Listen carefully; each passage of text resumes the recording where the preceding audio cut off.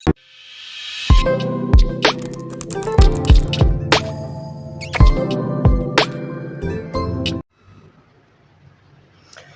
Students, hello बच्चों, कैसे हो सब? बहुत मस्त, बहुत स्वस्थ, बहुत अच्छे, वेरी गुड। बहुत अच्छे रहना चाहिए, बहुत स्वस्थ मस्त और चंगे बने रहो भाई। और साथ में पढ़ाई कर रहे हो कि नहीं कर रहे हो?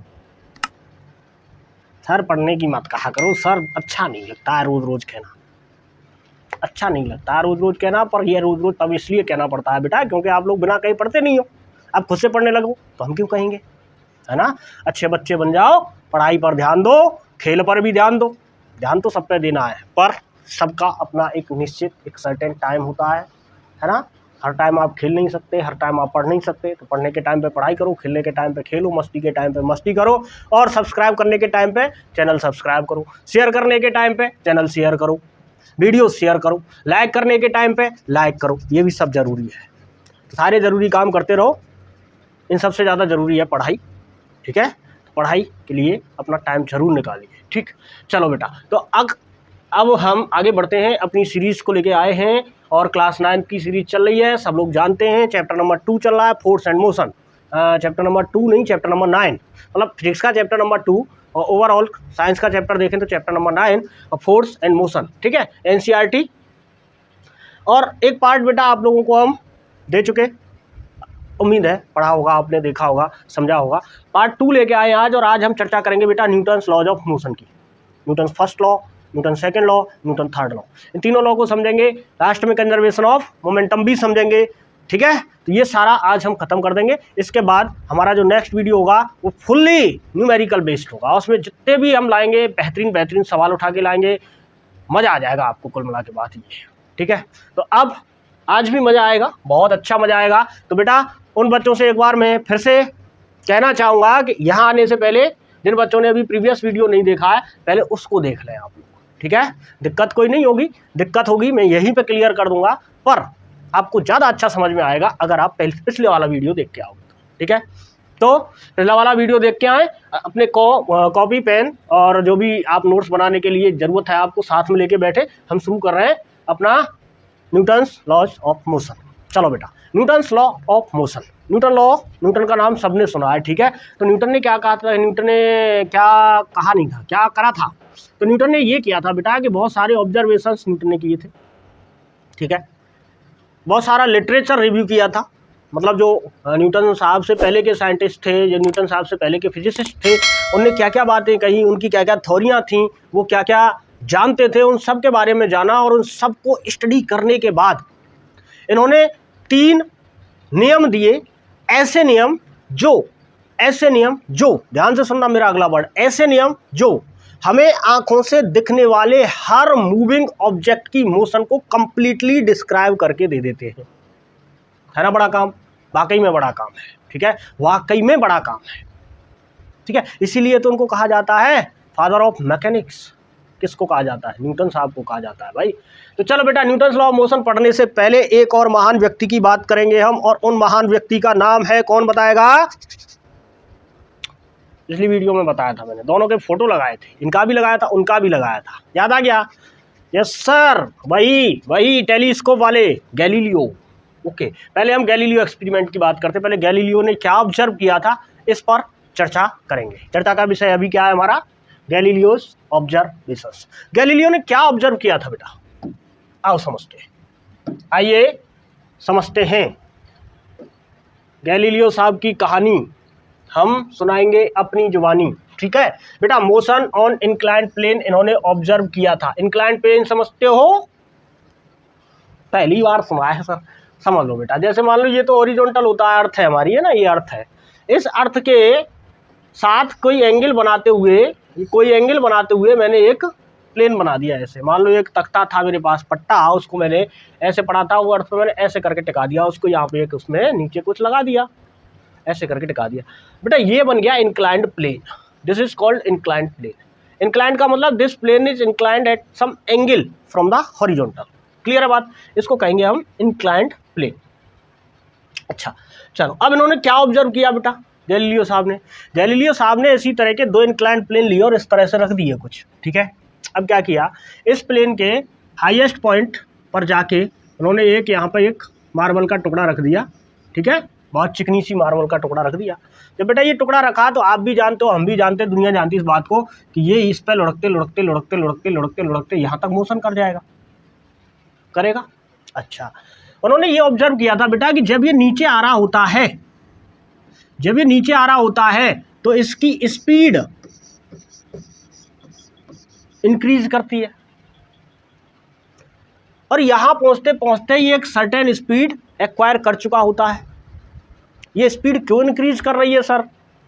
बेटा हमने कल बात बताई थी कि जब भी किसी ऑब्जेक्ट की स्पीड को हमें चेंज करना होगा, चाहे स्पीड को इंक्रीज करें चाहे स्पीड को डिक्रीज करें, ठीक है, जब भी स्पीड हमें बढ़ानी है, जब भी स्पीड हमें घटानी है, we must apply some force on the object, we must apply some force on the object. दूसरी बात, मोशन की अगर डायरेक्शन भी चेंज करें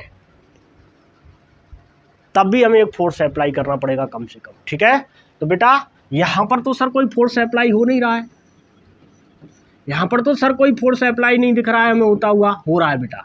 यहाँ पर जो फोर्स अप्लाई हो रहा है उस फोर्स को हम अगले चैप्टर में पढ़ेंगे। यहाँ पर बेटा जब ये ऑब्जेक्ट नीचे आ रहा होता है तो इस पर एक फोर्स लग रहा होता है जिसको हम कहते हैं फोर्स ऑफ ग्रेविटी। ये फोर्स ऑफ ग्रेविटी क्या कर रहा है बेटा, जब ये नीचे आ रहा है तो इसकी स्पीड को इंक्रीज कर रहा है, इसकी स्पीड को इंक्रीज कर रहा है और आते आते यहाँ इसने कुछ स्पीड एक्वायर कर ली। फिर क्या देखा उन्होंने, बगल में ये वाला इंक्लाइंड प्लेन रखा था, ये बॉल मान लो या स्टोन मान लो, ये यहाँ आई और यहाँ से आने के बाद ये इस इंक्लाइंड प्लेन पर ऊपर चढ़ना शुरू कर दिया इसने। फिर उन्होंने ये देखा कि जब ये ऊपर जा रही होती है तो बेटा इसकी स्पीड डिक्रीज करती है।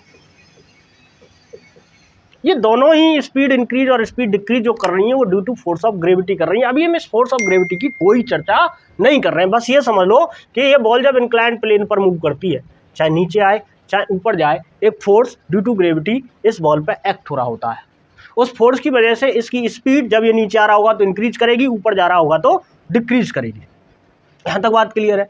अब उन्होंने ऑब्जर्वेशन क्या किया बेटा, उन्होंने ऑब्जर्वेशन ये किया कि उन्होंने गैलीलियो साहब ने, तो गैलीलियो साहब ने ऑब्जर्वेशन में ये देखा कि बेटा ये बॉल जितनी हाइट से रिलीज की थी इंक्लाइंड प्लेन पर उतनी ही हाइट पर पहुंची इंक्लाइंड प्लेन पर, कब, जब इन प्लेन के दोनों के एंगल बराबर थे। गौर से सुनो मैंने क्या कहा है, एक बात फिर से सुनो। मैंने ये कहा है बेटा कि जितनी हाइट से इस बॉल को रिलीज किया गया था ये दूसरे इंक्लाइंड प्लेन पर उतनी ही हाइट पे पहुंची। कहानी ये थी कि इन दोनों प्लेन का एंगल सेम था, ठीक है। उन्होंने कहा ऐसा पॉसिबल है, मतलब उन्होंने ऐसा पॉसिबल है ये बात कही, मतलब उन्होंने ये कहा कि कोई ऑब्जेक्ट अगर मोशन कर रहा है तो वो मोशन करता रहेगा जब तक उस पर कोई फोर्स नहीं लग रहा है, ठीक है। कुछ ऐसी बात बोली थी लेकिन उन्होंने एग्जैक्टली ये बात नहीं बोली थी, ठीक है। उन्होंने कुछ और बोला था, अभी उसको समझेंगे हम क्या बोला था, लेकिन पहले इस पूरे एक्सपेरिमेंट को समझते हैं, ठीक है। क्या हुआ बेटा, अच्छा अब उन्होंने कहा कि चलो भाई मैं इसका एंगल ना चेंज करता हूं और फिर देखता हूं क्या ये अब भी उतनी हाइट पर पहुंचेगी बॉल। चलो बेटा यहां एंगल सेम था, हाइट सेम थी, एंगल सेम था, हाइट सेम थी, तो जाहिर सी बात है ये वाली डिस्टेंस और ये वाली डिस्टेंस भी सेम होंगी। मतलब इस वाली सिचुएशन में बॉल ने डिस्टेंस भी सेम चली। ध्यान से सोचो बेटा, क्या हुआ, डिस्टेंस भी दोनों प्लेन पर सेम रही, ठीक है। हाइट भी दोनों तरफ उसने सेम अटेन की। ये सिचुएशन तब थी जब दोनों प्लेन का थीटा सेम था। जहां तक कोई समस्या किसी को नहीं। अब आगे की बात सोचो बेटा, अब जरा आगे की बात समझ लेते हैं।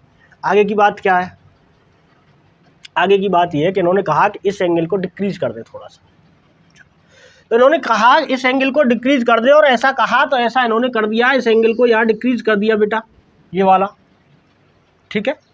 जब ये एंगल उन्होंने डिक्रीज कर दिया तो उन्होंने फिर से ऑब्जर्व किया कि बॉल जितनी हाइट से रिलीज की गई थी बॉल उतनी ही हाइट पर फिर पहुंच गई। अब की बार ये जो एंगल था इसको मैंने θ1 मान लिया और ये एंगल था θ2। अब की बार θ1 जो था वो बड़ा था θ2 से, लेकिन हाइट h1 बराबर h2 ही नजर आई उनको। ये मान लो h1 और ये मान लो h। हाइट अब की बार भी बराबर थी और मान लो ये बेटा डिस्टेंस है, ये d1 मान लो और इसको d2 मान लो, लेकिन अब की बार d1 छोटा रह गया d2 से। मतलब बॉल ने डिस्टेंस ज़्यादा कवर की, पहुंची उसी हाइट में, उसी हाइट में पहुंचेगी बॉल ज़्यादा डिस्टेंस कवर करके। समझ में आई? फिर उन्होंने और डिक्रीज कर दिया एंगल, ये इन्होंने और एंगल डिक्रीज किया तो फिर से इन्होंने देखा कि हाइट फिर से वही है, लेकिन अब की बार डिस्टेंस और बढ़ गई। कुछ समझ में आ रही है कहानी? ठीक है। फिर उन्होंने कहा कि चलो एंगल 0 ही कर देते हैं। लास्ट में उन्होंने कहा कि हटाओ एंगल, इस प्लेन को सीधा हॉरिजॉन्टल कर देते हैं। उन्होंने प्लेन हॉरिजॉन्टल कर दिया।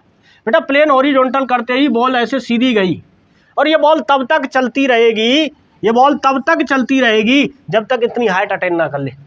एक्सपेरिमेंट तो यही कह रहा, क्योंकि हर केस में बेटा बॉल उतनी हाइट पे पहुंच रही है। ये एंगल था तब भी ये एंगल था, तब भी ये एंगल था, तब भी हर केस में height will attain same height, marble will attain same height. बेटा यहाँ भी ये तब तक चलती रहेगी जब तक ये सेम हाइट अटेन ना कर ले, पर ऐसा प्रैक्टिस में नहीं हुआ।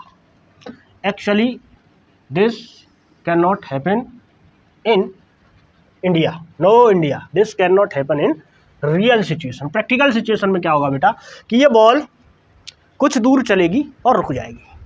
ऐसा हो रहा है बेटा फ्रिक्शन की वजह से, क्योंकि इस बॉल पे एक अलग से फोर्स लग रहा है जो फ्रिक्शन का फोर्स है, और वो फ्रिक्शन का फोर्स धीरे धीरे क्या करेगा, इस पे जो फोर्स यहाँ से लगी थी ग्रेविटी की, जिसकी वजह से इसने कुछ वेलोसिटी एक्वायर की थी, ये फ्रिक्शन की फोर्स धीरे धीरे उस फोर्स ऑफ ग्रेविटी को बैलेंस कर देगी, और जैसे ही बैलेंस होगा ये बॉल स्टॉप हो जाएगी, रुक जाएगी। क्लियर हो गई यहाँ तक की कहानी? ये इन्होंने ऑब्जर्व किया। अब ये ऑब्जर्व करने के बाद उन्होंने क्या क्या बातें बताई बेटा, बात बताई थी ये। ठीक है, तो पहली क्या बात थी? पहली बात जो इन्होंने बताई थी बेटा वो थी कि कोई ऑब्जेक्ट कांस्टेंट स्पीड से मूव करता रहेगा जब तक उस पर कोई फोर्स एक्ट ना हो। Object move with a constant speed when no force act on them. ठीक, पहली बात ये बताई। यहां से ये ऑब्जर्वेशन उन्होंने देखा। बेटा ये जो इन्होंने सरफेस लिया था ऑलमोस्ट फ्रिक्शनलेस सरफेस था।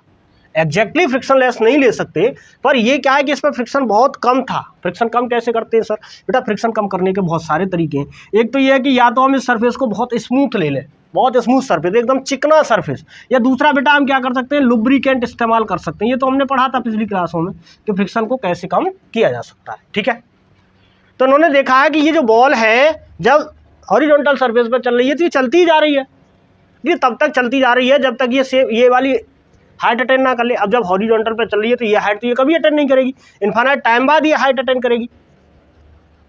क्या समझे? इनफाइनाइट टाइम बाद ये हाइट अटेन करेगी। अब मतलब इनफाइनाइट टाइम बाद ये हाइट अटेन करेगी तो ये इनफाइनाइट टाइम तक चलती रहनी चाहिए। ऐसा होगा अगर यहाँ पर फ्रिक्शन 0 कर दिया जाए, पर रियल सिचुएशन में ऐसा नहीं होता है, क्योंकि यहाँ कुछ ना कुछ फ्रिक्शन मौजूद होता है जो इसकी स्पीड को रोक देगा। बात क्लियर है यहाँ तक?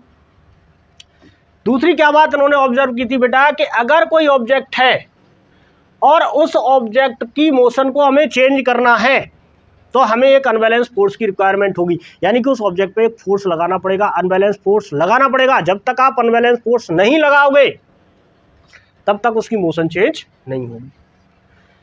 अगर कोई ऑब्जेक्ट यूनिफॉर्म मोशन कर रहा है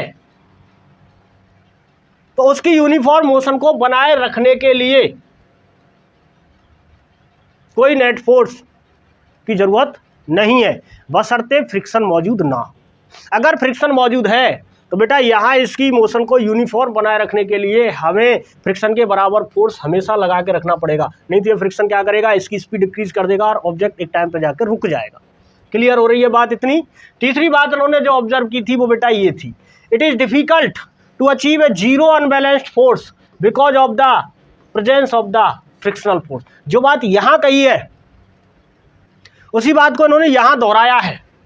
उन्होंने कहा है कि यूनिफॉर्म मोशन की सस्टेन करने के लिए कोई नेट फोर्स की जरूरत नहीं है। ये तब तक सही है जब तक यहाँ फ्रिक्शन मौजूद नहीं है, लेकिन उन्होंने कहा है कि जीरो अनबैलेंस्ड फोर्स पाना जीरो अनबैलेंस्ड फोर्स पाना इम्पॉसिबल है due to presence of friction. जब तक अनबैलेंस्ड फोर्स रहेगा ऑब्जेक्ट की मोशन चेंज होती रहेगी। कुल मिला के बात ये है। यहाँ तक बात क्लियर है। तो अब हम बढ़ रहे हैं न्यूटन के फर्स्ट लॉ की तरफ, न्यूटन के फर्स्ट लॉ की तरफ।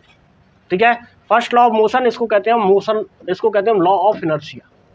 इनर्शिया की कहानी समझेंगे, पहले लॉ समझ लेते हैं। ठीक है, इनर्शिया की कहानी समझेंगे, पहले लॉ को समझते हैं बेटा। लॉ क्या कह रहा है?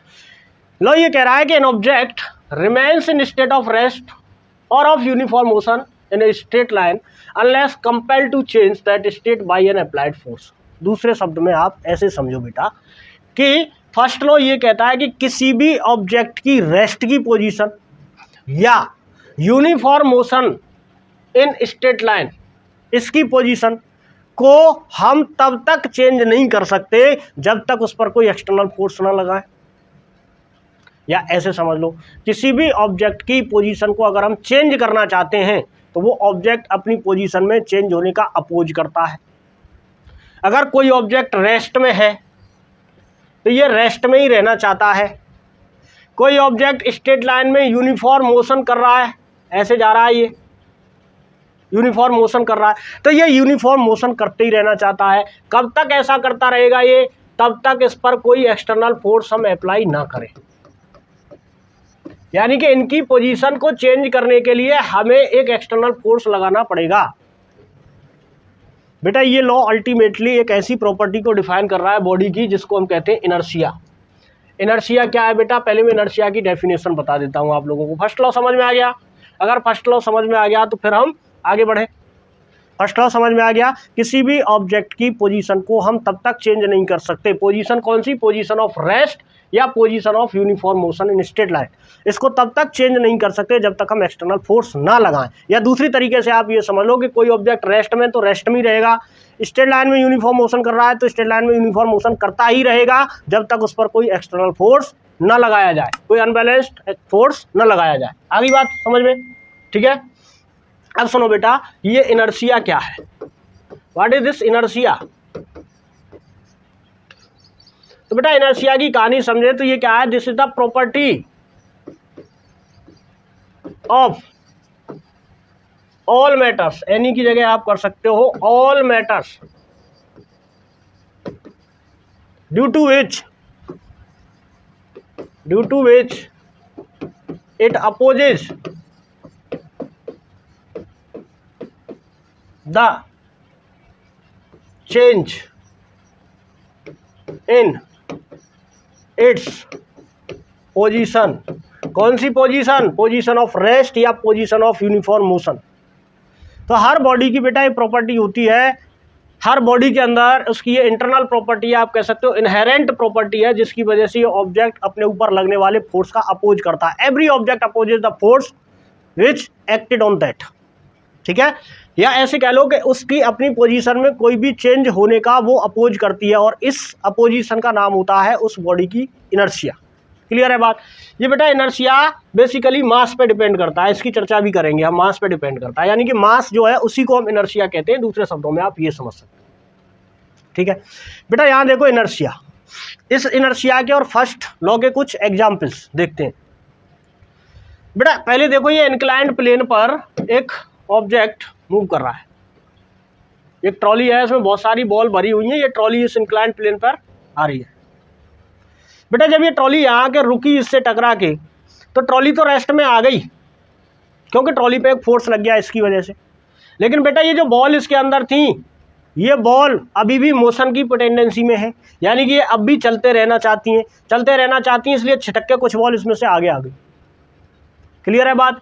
तो क्या हुआ बेटा कि ये जो बॉल थी, ये बॉल अपनी पोजीशन में चेंज होने का विरोध कर रही हैं। ये ऑब्जेक्ट तो रेस्ट पे आ गया, पर इसके अंदर रखी हुई ये बॉल अभी भी मोशन करना चाहती हैं, इसलिए छिटक के बाहर आ गई।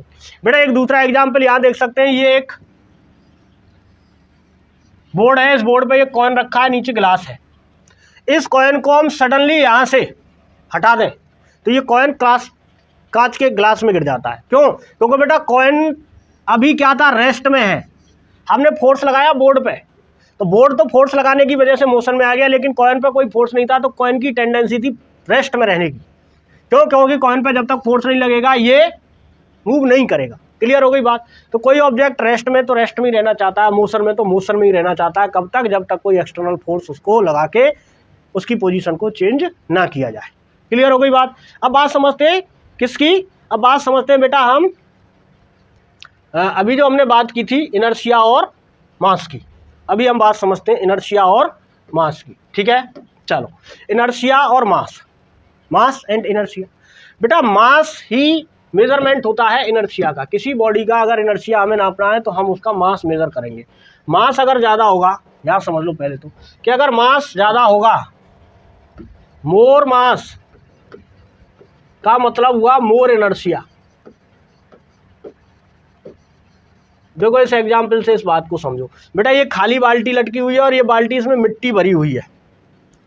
बेटा अगर इस बाल्टी को हमें पुश करना है तो आप खुद सोच के बताओ, इस पे ज़्यादा फोर्स लगानी पड़ेगी कि इस पे ज़्यादा फोर्स लगानी पड़ेगी? इस पे ज़्यादा फोर्स लगानी पड़ेगी, जाहिर सी बात है। क्यों? क्योंकि इसका मास ज़्यादा हो गया है। बेटा जिसका मास ज़्यादा होगा वो ज़्यादा अपोज करेगा फोर्स का, इसलिए फोर्स ज़्यादा लगानी पड़ेगी। और फोर्स का अपोज करने की प्रॉपर्टी तो इनर्शिया है। मतलब जो जितना ज़्यादा फोर्स का अपोज करेगा उसका इनर्शिया उतना ज़्यादा, और जिसका जितना ज़्यादा मास होगा वो ऑब्जेक्ट उतने ही ज़्यादा फोर्स का अपोज करेगा। या ऐसा कहो कि जो ऑब्जेक्ट जितना मास का ज़्यादा मास का होगा उस ऑब्जेक्ट को मूव कराने के लिए उतना ज़्यादा फोर्स लगाना पड़ेगा। क्लियर हो गई बात? ये बात क्लियर है? Next second law of motion. बेटा सेकेंड लॉ ऑफ मोशन समझना है, जो कि बहुत ही ज़रूरी है। रियल लॉ तो यही है न्यूटन साहब का। ठीक है, फर्स्ट लॉ हम इसी से ड्राइव कर सकते हैं, करके भी दिखाएंगे आपको कि फर्स्ट लॉ का जो मतलब था वो सेकेंड लॉ से भी हम बना सकते हैं। ठीक है, अब बेटा पहले फर्स्ट लॉ को हमें पढ़ना है। तो फर्स्ट लॉ को पढ़ने से पहले हमें एक क्वांटिटी पढ़नी पड़ेगी जिसको हम कहते हैं मोमेंटम। ये क्या है सर? मोमेंटम क्या है बेटा? एक्चुअल में मोमेंटम जो है वो है measurement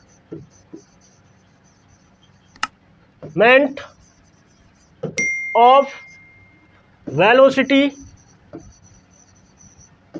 acquired by some given mass. कोई मास क्या वेलोसिटी एक्वायर किए हुए है इसका मेजरमेंट करते हैं हम उसके मोमेंटम से। ये बात सर समझ में नहीं आई? नहीं आएगी बेटा ये बात, ये थोड़े से ऊंचे लेवल की बात हो गई। ठीक है, अब हम आपकी समझने वाली भाषा में समझाते हैं। बेटा जो मोमेंटम होता है इसको हम पी से नोट करते हैं, ये वेक्टर क्वांटिटी होता है। बेटा ये होता है mass multiplied by velocity, mass multiplied by velocity. ये वेक्टर क्यों है बेटा? क्योंकि वेलोसिटी वेक्टर है। क्लियर है बात? मास स्केलर क्वांटिटी है। अब बेटा जब ये वेक्टर है तो इसकी डायरेक्शन भी होती होगी। बिल्कुल होती होगी सर, वेक्टर क्वांटिटी में मैग्नीट्यूड और डायरेक्शन दोनों होते हैं, जानते हो ना ये बात? हाँ, तो बेटा वेलोसिटी में, अब बेटा अगर हम वेलोसिटी चेंज करते हैं किसी ऑब्जेक्ट की तो मोमेंटम चेंज होगा, जाहिर सी बात है ना बेटा? ये और ये रिलेटेड है आपस में। अगर हम वेलोसिटी चेंज करें, वेलोसिटी की डायरेक्शन चेंज करें, मोमेंटम की डायरेक्शन चेंज हो जाएगी। वेलोसिटी का मैग्नीट्यूड चेंज करें, मोमेंटम का मैग्नीट्यूड चेंज हो जाएगा। और जिस डायरेक्शन में वेलोसिटी चेंज होगी बेटा उसी डायरेक्शन में मोमेंटम चेंज होगा। तो change in momentum always follow the change in velocity. समझ में आ गई बात? किसी ऑब्जेक्ट की मोमेंटम जो होती है वो होती है मास इंटू वेलोसिटी। ठीक है, let's explain the momentum first. कर दिया हमने। P इक्वल टू mv, इसका वेक्टर होता है, ये वेक्टर क्वांटिटी है और इसकी यूनिट जो होती है बेटा वो होती है किलोग्राम मीटर पर सेकंड। कैसे आई? P equal to mv। बेटा m की यूनिट किलोग्राम और v की यूनिट मीटर पर सेकंड। इसको हम ऐसे भी लिख सकते हैं, किलोग्राम मीटर सेकंड को ऊपर ले जाए तो पावर माइनस की हो जाती है। अभी नीचे प्लस की पावर थी 1, ऊपर लेके गए इसको तो माइनस की हो गई पावर 1। क्लियर हो गई बात? क्लियर हो गई बात? अब समझते हैं बेटा कि न्यूटन सेकंड लॉ क्या कहते हैं। न्यूटन सेकंड लॉ इस मोमेंटम के बारे में बात करते हैं। एक्चुअल में हम इसको कहते हैं लॉ ऑफ फोर्स। यहाँ से हम फोर्स को डिफाइन करने जा रहे हैं एक नए तरीके से। ठीक है, फोर्स को एक नए तरीके से डिफाइन करने जा रहे हैं। ऐसे मान लो, चलो एक डायग्राम दिखाता हूँ आपको और उस डायग्राम से इसको समझने की कोशिश करते हैं। ये डायग्राम दिख रहा है आपको? क्या है इसमें, क्या हो रहा है? अंदाजा लगाइए क्या हो रहा है इसमें। सर ये गाड़ी है, खराब हो गई है, इसको लोग धकिया के घर ले जा रहे हैं। बिल्कुल, ये गाड़ी खराब नहीं हुई है, इस गाड़ी की बैटरी खराब हो गई है। इस गाड़ी की बटरवा खराब हो गया है भाई, बैटरी इज खराब। बैटरी खराब मतलब ये स्टार्ट नहीं हो रही है। स्टार्ट नहीं हो रही है तो इसको धक्का लगाना पड़ रहा है कि ये स्टार्ट हो जाए। बेटा क्या आप जानते हो कि एक कार की जब बैटरी खराब हो जाए तो उसको 1 मीटर पर सेकंड स्क्वायर का एक्सीलरेशन आप दे दो तो स्टार्ट हो जाएगी।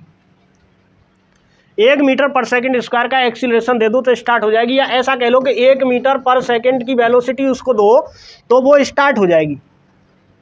अब इन्होंने क्या किया, इन्होंने धक्का लगाया और उसको छोड़ दिया, क्या स्टार्ट हो जाएगी?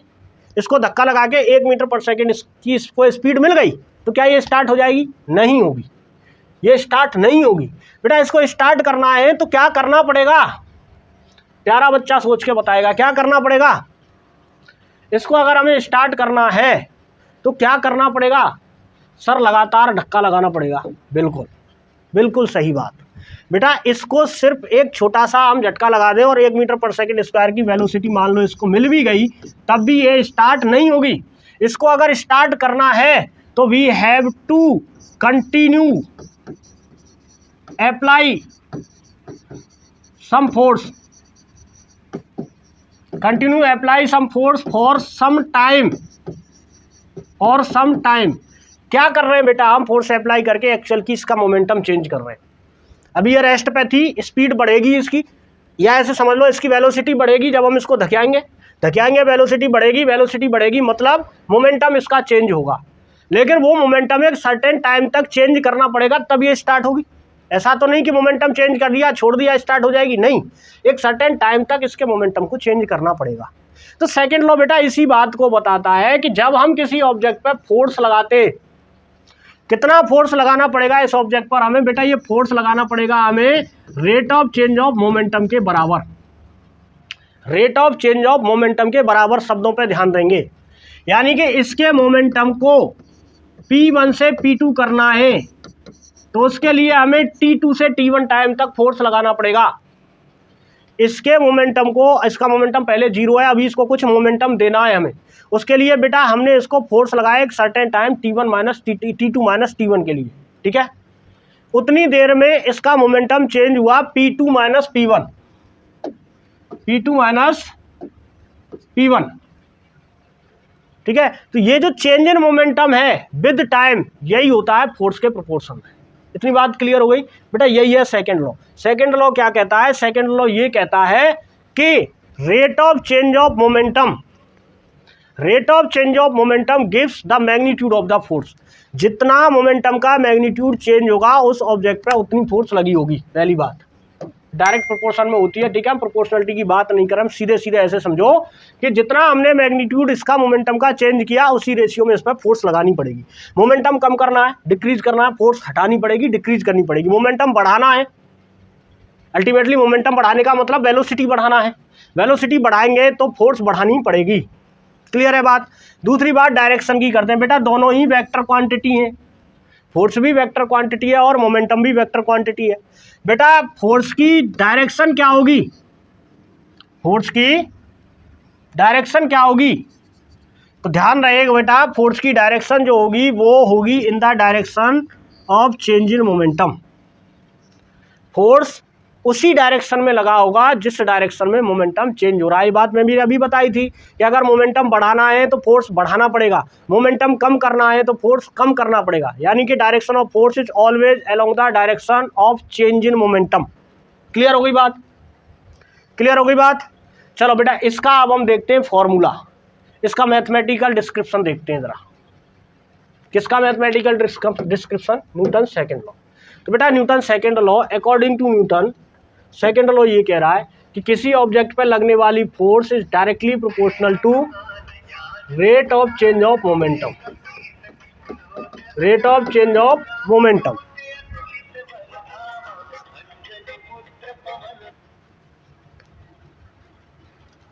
Rate of change of momentum, ठीक है। F is directly proportional to rate of change of momentum. बेटा क्या मैं इसको ऐसे लिख दूं? मान लो ये मोमेंटम है, तो ये मोमेंटम मान लो मास ऑब्जेक्ट का सेम है, मास तो चेंज नहीं होगा। मास क्या है? Mass is constant. एक ही कार की बात हो रही है, उसी कार पर फोर्स लगा रहे हैं, उसी कार का मोमेंटम चेंज कर रहे हैं, तो बेटा कार का मास चेंज नहीं होगा। जब कार का मास चेंज नहीं होगा तो हम क्या लिखेंगे? पहला वाला मोमेंटम m इंटू V2 और दूसरा वाला momentum m into V1 divide by T2 minus T1। क्या मैं इसको आगे फर्दर ऐसे लिख दूं m कॉमन लेके V2 minus V1 upon T2 minus T1। ठीक है बेटा, यहाँ तक बात समझ में आ गई। mv2 minus v1 upon T2 minus T1। अब बेटा इसी चीज को हम ऐसे लिख दें, F is equal to M v2 minus v1 upon T2 minus T1। अब प्यारा बच्चा बताएगा कि ये जो क्वांटिटी है what is this, this is acceleration. भाई ये rate of change of velocity बना कि नहीं बना, अरे बना कि नहीं, rate of change of velocity बना। क्लियर हुई बात यहां तक।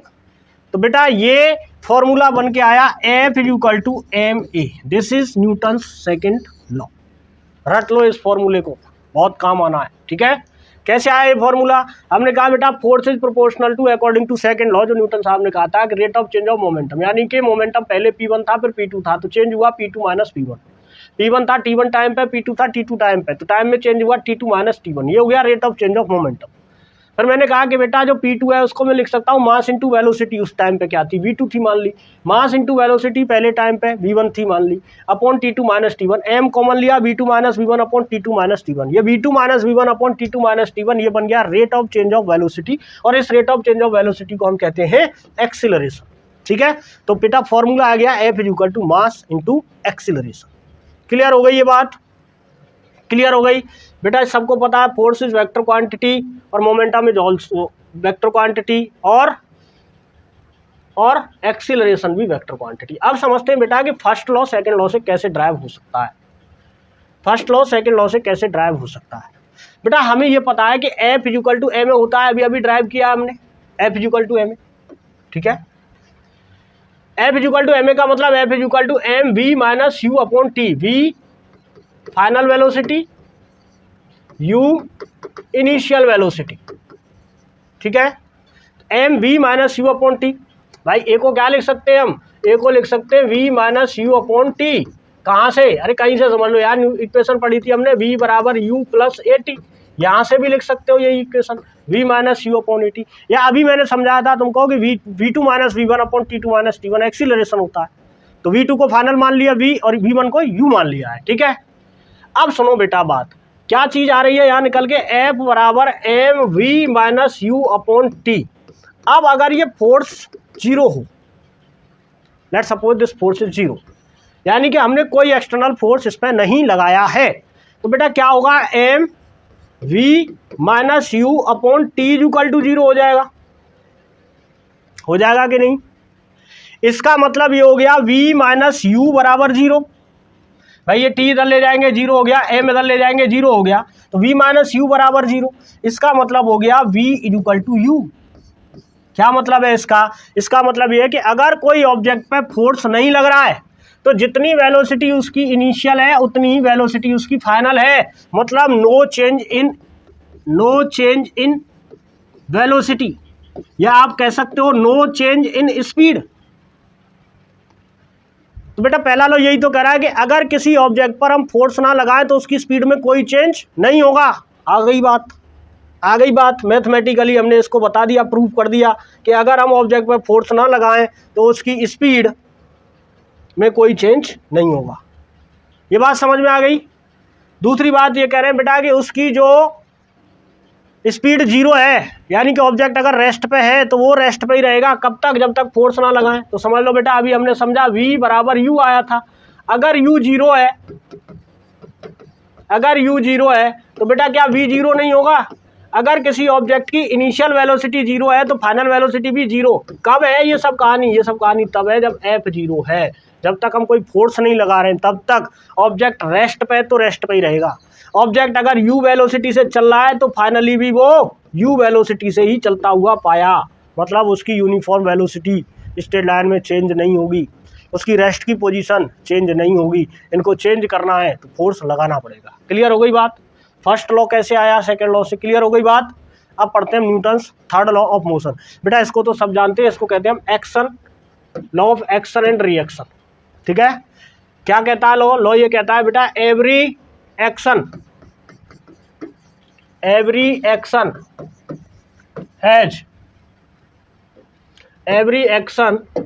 Has an equal and opposite reaction, every action has an equal and opposite reaction. ठीक है, बात समझ रहे हो इस बात को? जैसे मान लो आप एक दीवार है, आप इस दीवार को पुश कर रहे हो, तो बेटा ये दीवार भी, आप इस दीवार को F4 से पुश कर रहे हो, तो ये दीवार भी आपको F4 से अपोजिट डायरेक्शन में पुश करेगी। This is Newton's third law. आओ इसको जरा एक डायग्राम की हेल्प से एक्सप्लेन करने की कोशिश करते हैं, इसको समझने की कोशिश करते हैं। Newton's third law, force always comes in pair, force always comes in pair. ये बात मैंने अभी बताई कि आप एक दीवार को अगर पुश कर रहे हो तो दीवार भी आपको पुश कर रही है। ये फोर्स इधर लगा रहे हैं, दीवार पर फोर्स इधर लगा रही है। यहाँ F1 और F2 दोनों बराबर होंगे मैग्नीट्यूड में, बट बेटा डायरेक्शन दोनों की अलग अलग है, इसलिए हम लिखेंगे F1 इक्वल टू माइनस का F2 वेक्टर फॉर्म में। अगर वेक्टर लगा देंगे इन पे तो हम लिखेंगे F1 equal to minus F2। Magnitude लिखेंगे तो सिर्फ लिखेंगे F1 बराबर F2, है ना। मैग्नीट्यूड में हम डायरेक्शन की बात नहीं करते हैं, मैग्नीट्यूड में हम सिर्फ बात करते हैं मैग्नीट्यूड की, तो मैग्नीट्यूड दोनों का सेम है। लेकिन जब वेक्टर लगा देंगे तो डायरेक्शन इंक्लूड हो जाएगी, डायरेक्शन इंक्लूड हो जाएगी मतलब अपोजिट डायरेक्शन में होगा फोर्स। अपोजिट डायरेक्शन के लिए हम एक नेगेटिव साइन इस्तेमाल करते हैं। क्लियर हो गई बात? बेटा इसी का एक एग्जाम्पल देखो नीचे, ये क्या एग्जाम्पल है बच्चों? बेटा ये एग्जाम्पल है कि एक गन है, गन से बंदूक से गोली चलाई हमने, ये गोली ऐसे जा रही है, तो बेटा गोली एक्सीलरेट कर रही है, यानी कि गोली पे एक फोर्स लगा, और जब हम बंदूक से गोली चलाते हैं तो बेटा ये बंदूक ना पीछे की तरफ एक झटक देती है, हमें झटका लगता है पीछे की तरफ। क्यों लगता है ये झटका? बेटा जितने फोर्स इसने बंदूक ने गोली पे लगाया उतना ही फोर्स गोली बंदूक पे भी लगा के जाती है अपोजिट डायरेक्शन में, एक्शन का रिएक्शन। तो जैसी गोली आगे भागेगी बंदूक पीछे की ओर भागेगी और हमारे हाथ में एक झटक लगेगा। बात समझ में आ रही? झटका लगेगा। This is because of law of action and reaction. Clear हो गई बात? अब बेटा लास्ट टॉपिक इस चैप्टर का हमारा बचा हुआ है और वो टॉपिक है conservation of momentum. Conservation of momentum क्या कहता है, पहले तो इसकी कहानी समझ लो। बेटा कंजर्वेशन ऑफ मोमेंटम सिर्फ ये बात कहता है कि अगर किसी ऑब्जेक्ट पर फोर्स जो एक्सटर्नल लगाया है हमने वो जीरो है, इफ फोर्स एक्सटर्नल जीरो है तो momentum of the body will be constant. ये कहता है कंजर्वेशन ऑफ मोमेंटम कि अगर एक्सटर्नल फोर्स बॉडी पे जीरो है, एक्सटर्नल फोर्स नहीं लगाया है, या आप कह लो एक्सटर्नल फोर्स एब्सेंट है, उस कंडीशन में बॉडी का मोमेंटम हमेशा कांस्टेंट होता है, बॉडी का मोमेंटम चेंज नहीं होगा। बेटा इसका मैथमेटिकल प्रूफ देख लो आप। बेटा फोर्स इक्वल टू जो होता है वो होता है मोमेंटम के टर्म में ही लिखो, चलो मोमेंटम की बात हो रही है, P2 minus P1 divide by T2 minus T1। अगर ये फोर्स जीरो है, तो बेटा क्या हम लिख देंगे P2 minus P1 upon T2 minus T1 बराबर जीरो। बेटा इस T2 माइनस T1 को उधर उठा के ले जाए तो यहाँ से आया P2 माइनस P1 बराबर जीरो। P2 माइनस P1 क्या है? P2 माइनस P1 क्या है? कौन बच्चा बताएगा? जल्दी बताएगा, जल्दी बताएगा, जल्दी। अरे बताओ भाई, P2 माइनस P1 है बेटा चेंज इन मोमेंटम, है कि नहीं? चेंज इन मोमेंटम, बोलो है कि नहीं? है कि नहीं? इसका मतलब क्या हुआ? Change in momentum zero. Change in momentum zero का मतलब क्या हुआ बेटा? कि मोमेंटम चेंज नहीं हो रहा है, momentum does not change. Momentum does not change का क्या मतलब है? मोमेंटम डज नॉट चेंज का मतलब यही तो है कि बेटा मोमेंटम कांस्टेंट है। तो यही बात तो हमने अभी लिख के बताई थी कि अगर किसी ऑब्जेक्ट पर एक्सटर्नल फोर्स जीरो है तो बेटा उस बॉडी का मोमेंटम क्या होगा? कांस्टेंट होगा। क्या होगा? कांस्टेंट होगा। इसका एक अलग ट्रीटमेंट करते हैं। आओ जो डायग्राम बना है, डायग्राम की हेल्प से अलग ट्रीटमेंट करते हैं। पहले डायग्राम समझो बेटा।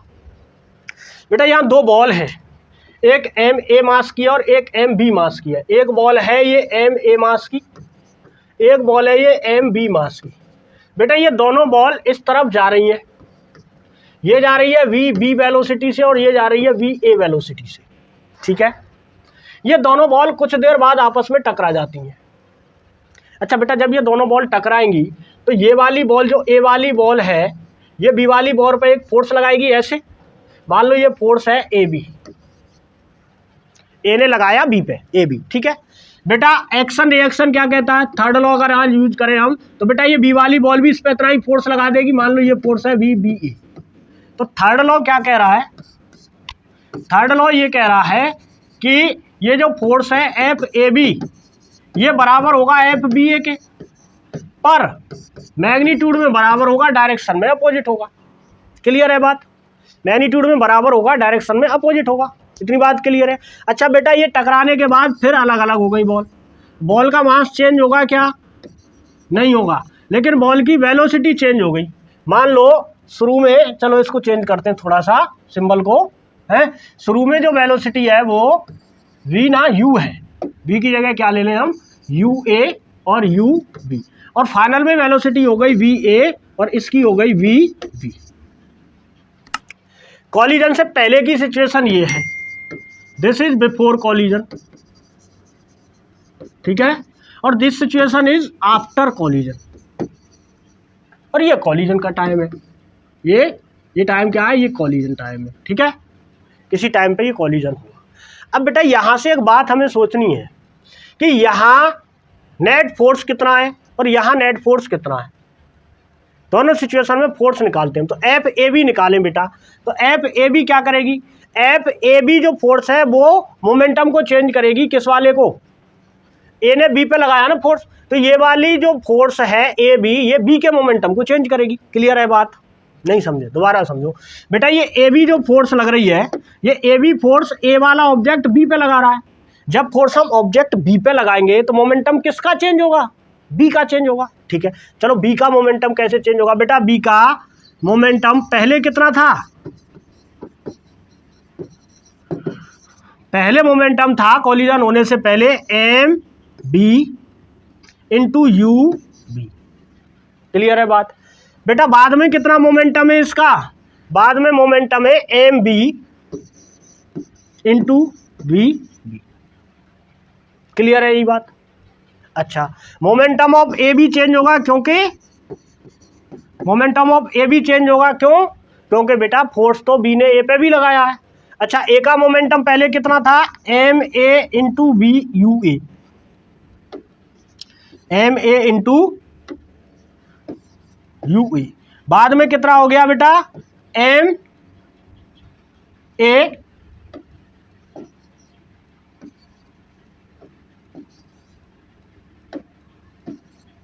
M A into B A. बेटा ये इक्वेशन क्या बता रही है, अगर इनका मैग्नीट्यूड हम देखें तो एफ ए बी का जो मैग्नीट्यूड है, सॉरी वेक्टर नहीं लगाओ इस पर, मैग्नीट्यूड की बात कर रहे हैं हम, तो एफ ए बी का जो मैग्नीट्यूड है वो मैग्नीट्यूड बराबर है एफ बी ए। बेटा एफ ए बी तो यही है ना, एफ ए बी यही है कि नहीं है,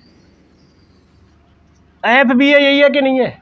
अगर ऐसे समझ में नहीं आ रहा है तो दूसरी तरीके से समझ सकते हो बेटा, बेटा F A B change in momentum, F B A change in momentum. चलो मोमेंटम की कहानी से समझाता हूँ, यहाँ से आप जो कंफ्यूज हो जाओगे। क्या करते हैं, इस चीज़ को हम ख़त्म करते हैं, यहाँ तक की चीज़ समझ में आ गई, इसको हम ख़त्म करते हैं, ठीक है। चलो दूसरे तरीके से इसको समझते हैं, अच्छे तरीके से समझते हैं ताकि समझ में आ जाए। मैं चाह रहा था कि आपको शॉर्टकट बता दूँ और आप खेल जाओगे शॉर्टकट में। चलो शॉर्टकट नहीं, लंबाई कट चलते हैं, ठीक है। बेटा देखो एफ ए बी निकालो, एफ ए बी निकालो, क्या होगा बेटा F A B, F A B होगा change in momentum in time, certain time, किसका, बी का। तो बेटा मोमेंटम में चेंज बी का कितना होगा, final momentum M B into B B minus initial momentum M B into U B. ये तो बात सबकी क्लियर है, ये तो बात सबकी क्लियर है कि चेंज इन मोमेंटम फाइनल में से इनिशियल घटाना है। ये मैंने बताया पहले भी कि जब भी घटाएंगे तो फाइनल वाले में से इनिशियल घटाएंगे, टू वाले में से वन। बेटा before collision initial, after collision final. तो बिफोर कॉलिजन इसका मोमेंटम बी वाले का M B into U B, after collision इसका M B into V B, ठीक है, हमने ये निकाल लिया।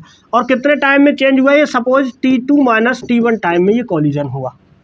क्लियर है बात। बेटा एफ बी ए कितना होगा, एफ बी ए ये फोर्स बी ने ए पे लगाया तो किसका मोमेंटम चेंज करेगा, ए का मोमेंटम। तो ए का मोमेंटम पहले कितना है, M A into B A, क्यों गड़बड़ हो रही है बार बार, M E into M A into V A. और बेटा बाद में कितना मोमेंटम हुआ है इसका? अरे भाई फाइनल तो यही हुआ ना, M A into V A, और इनिशियल हो गया M A into U A. ठीक है बात। बेटा ये दोनों फोर्स उठा के क्या करोगे, इस वाली इक्वेशन पर सेट कर दो। इस वाली इक्वेशन पर सेट करोगे तो क्या आ जाएगा बेटा, देखो इधर, चलो यहीं से स्टार्ट करते हैं। देखो M A V A minus M A U A is equal to minus upon T two minus T one भी है ना, upon T two minus T one. इसको मिटा दूं मैं, इसको मिटा दूं ऊपर से, चलो ये मिट गया, चलो इसको मिटा दिया हमने।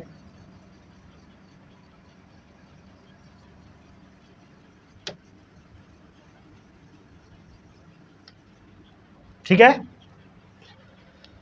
बेटा, ये इज इक्वल टू है किसके, M B V B minus M B U B divide by T two minus T one. अभी इक्वेशन याद है, लिखी थी हमने, F A B is equal to minus के एफ बी ए, यही तो लगाया हमने, F A B is equal to minus के एफ बी ए। अब इस वाले टर्म को जरा सॉल्व करो, क्या आता है बेटा, ये कैंसिल हो जाएगा, इक्वल में ये दोनों है ना, तो M A into V A. बेटा ये माइनस वाला टर्म उधर ले जाओ, इधर से प्लस वाला टर्म उधर ले आओ। ठीक है, तो प्लस वाला टर्म ये आएगा, ये माइनस अंदर लेके जाओगे, ये वाला माइनस हो जाएगा और ये वाला टर्म प्लस का हो जाएगा, तो माइनस वाला टर्म उधर लेके जाओगे तो माइनस वाला टर्म ये बचेगा, एम बी वी बी उधर ले जाओ तो प्लस हो जाएगा M B V B, M B V B is equal to. अब बेटा यहाँ पे तो M A U A minus का है, यहाँ पे M B U B plus का है, तो पहले लिखेंगे M B U B plus का, फिर ये वाला टर्म उठा के ले जाएंगे दूसरी साइड तो प्लस का ही हो जाएगा, एम ए यू ए। समझ में आ रही बात? बेटा ये क्या चीज़ है, गौर से देखो, ये क्या है, ये ए का फाइनल मोमेंटम, ये बी का फाइनल मोमेंटम, तो ये बेटा मोमेंटम आफ्टर कॉलिजन है, टोटल मोमेंटम आफ्टर कॉलिजन। और ये क्या है बेटा, ये बी का मोमेंटम इनिशियल, ये ए का मोमेंटम इनिशियल, तो ये मोमेंटम बिफोर कॉलिजन है, मोमेंटम बिफोर कॉलिजन। ठीक है, क्या समझ में आया बेटा? क्या यहाँ कोई एक्सटर्नल फोर्स लग रही थी? क्या यहाँ पे कोई एक्सटर्नल फोर्स लग रही थी? सोच के बताओ। नहीं बेटा, इन बॉल पे कोई एक्सटर्नल फोर्स नहीं लग रही थी, ये जब टकराई आपस में तब फोर्स जनरेट हुई, वो भी इनकी इंटरनल फोर्स थी, एक्सटर्नल किसी ने पकड़वा के नहीं इनको टकराया। तो बेटा जब फोर्स एक्सटर्नल नहीं लग रही थी, क्या होना चाहिए था, मोमेंटम कांस्टेंट होना चाहिए था, वही बात तो लिखी हुई है, मोमेंटम बिफोर कॉलिजन बराबर मोमेंटम आफ्टर कॉलिजन। कॉलिजन का कोई फर्क नहीं पड़ा मोमेंटम पे, जितना कॉलिजन से पहले था मोमेंटम उतना ही कॉलिजन के बाद था मोमेंटम, यानी कि ये बात हमें ये बता रही है कि मोमेंटम कांस्टेंट है, मोमेंटम कांस्टेंट है। और बेटा यही बात को हम कहते हैं कंजर्वेशन ऑफ मोमेंटम, इसी बात को हम कहते हैं कंजर्वेशन ऑफ मोमेंटम। बात क्लियर हुई है? पक्का? चलो इस कंजर्वेशन ऑफ मोमेंटम का एक बढ़िया सा एग्जांपल देख लो, रॉकेट प्रोपल्शन। बेटा रॉकेट जब उड़ता है तो इसी प्रिंसिपल पर बेस्ड काम होता है रॉकेट का। कैसे उड़ता है बेटा रॉकेट? बेटा रॉकेट जब चलता है नीचे ज़मीन पर तो यहाँ से एग्जॉस्ट गैस निकलती है, हॉट गैस बाहर निकलती है, बहुत लार्ज वेलोसिटी से ये गैस नीचे आती है, मतलब ये गैस नीचे की तरफ एक फोर्स लगाती है बहुत तगड़ा, जिसकी वजह से इसका नीचे की ओर मोमेंटम चेंज होता है। जब ये रॉकेट उड़ा नहीं था, ये चालू नहीं हुआ था इंजन, इसका नेट मोमेंटम 0 था, इनिशियल इसका मोमेंटम 0 था। जब ये गैस जलनी शुरू हुई, इसमें से बाहर निकलनी शुरू हुई, तो इधर बेटा इसको नेट मोमेंटम मिल गया, मान लो mg और vg, mg mass of gas, vg velocity of gas. बेटा जितना मोमेंटम इसको नीचे मिला उतना ही मोमेंटम इसको ऊपर मिलेगा। कितना? इसका मास, मान लो रॉकेट का मास mr और रॉकेट को वेलोसिटी मिलेगी vr। ये बेटा मोमेंटम कंजर्वेशन कोई एक्सटर्नल फोर्स नहीं है, तो मोमेंटम कंजर्व होगा, यानी कि नीचे वाला मोमेंटम इज इक्वल टू हो जाएगा ऊपर वाला मोमेंटम। और इसी प्रिंसिपल पे काम करता है रॉकेट प्रिपल्शन। बेटा इसका जो वेलोसिटी है वो गैस की वेलोसिटी से कम होगा ज़्यादा होगा, ये डिपेंड करेगा मास पे भी, ठीक है। जिसका मास ज़्यादा होगा उसको वेलोसिटी कम मिलेगी, जिसका मास कम होगा उसको वेलोसिटी ज़्यादा मिलेगी। इसलिए गोली के केस में भी हमने देखा गोली बहुत तेज़ जाती है, उतनी तेज़ बंदूक नहीं जाती पीछे की तरफ। क्यों? क्योंकि बेटा गोली का मास कम है तो गोली ज़्यादा वेलोसिटी लेके चली जाएगी। बंदूक का मास ज़्यादा है इसलिए बंदूक को वेलोसिटी कम मिलेगी। क्यों ऐसा हो रहा है? क्योंकि मास का और वेलोसिटी का प्रोडक्ट कांस्टेंट रहना है। प्रोडक्ट में अगर एक फैक्टर को आप बढ़ाओगे तो दूसरे को उतने ही रेशियो में कम करना पड़ेगा, तभी प्रोडक्ट उसका सेम रह सकता है। क्लियर हो गई बात? बेटा अगर बात क्लियर हो गई तो ये चैप्टर भी क्लियर हो गया। और इसके बाद हम अगले चैप्टर में अगली वीडियो के साथ आएंगे इस चैप्टर के लिए, ठीक है। उसमें हम टोटल न्यूमेरिकल लाएंगे, conservation of momentum, Newton's laws of motion, इन पर बेस्ड न्यूमेरिकल बहुत अच्छे। तब तक के लिए आप लोग पढ़ाई करते रहो, स्वस्थ रहो, मस्त रहो, चैनल सब्सक्राइब करते रहो, ठीक है। इस बात को ही मत भूला करो, बस चैनल सब्सक्राइब करो, दोस्तों के साथ शेयर करो, ठीक है। और नियमित रूप से अपनी पढ़ाई करो, ठीक है। Thank you very much.